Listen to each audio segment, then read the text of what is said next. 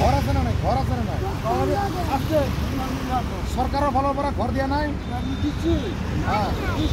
মাটি নাই? মাটি নাই কাৰণে ঘৰ উঠাব পৰা নাই? ঘৰ দিয়া নাই?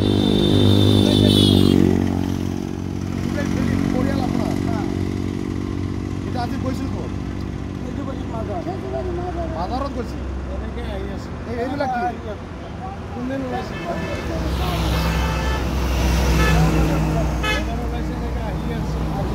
খেজুবাৰী মাজাৰ গুৱাহাটী হয় ন?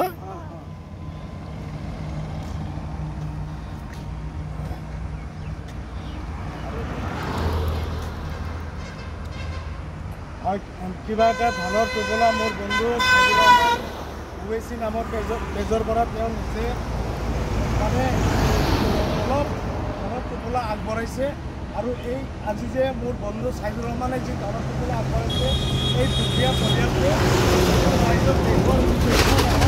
আচলতে উদ্দেশ্যটো হ'ল গোটেই আমি যিমান মানুহ আছোঁ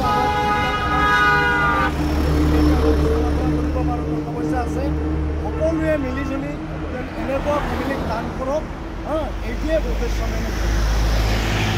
আজি মই এই ভিডিঅ' যোগে BJTৰ জনপ্ৰতিনিধিবিলাকক জনাব বিচাৰিছোঁ ইক্ৰাবাৰী গাঁৱৰ এইখন ফেমিলি অতি সোনকালে ঘৰৰ ব্যৱস্থা কৰি দিব লাগে আৰু অসম চৰকাৰৰ ফালৰ পৰা এই ফেমিলিৰ এটা ঘৰ নাই, থাকিবলৈ ঘৰ নাই। ঘৰ এখেতৰ নামত আহিছিল, এখেতৰ নামত মাটি নাই কাৰণে ঘৰ উঠাব পৰা নাই। কিন্তু এই মানুহজন চৰণ বড়ো MLA চৰণ বড়োৰ সমষ্টিৰ মানুহ। মই আজি এই ভিডিঅ' যোগে BTRৰ MLA চৰণ বড়ো মহোদয়ক কাতৰ আহ্বান জনাইছোঁ এইজন মানুহৰ নামত এই ফেমিলিৰ নামত মাটিৰ পাট্টা কৰি দিব লাগে আৰু ঘৰৰ ব্যৱস্থা কৰিব লাগে।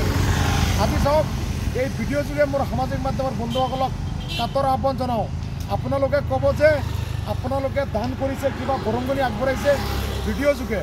চাওক দেখা দেখিৰ মাধ্যমত কিন্তু বহুত কাম হৈ যায়। চাওক আজি এনেকুৱা ফেমিলিক আমাৰ ফালৰ পৰা যি পাৰিছোঁ আৰ্থিক অনুদান আগবঢ়াইছোঁ।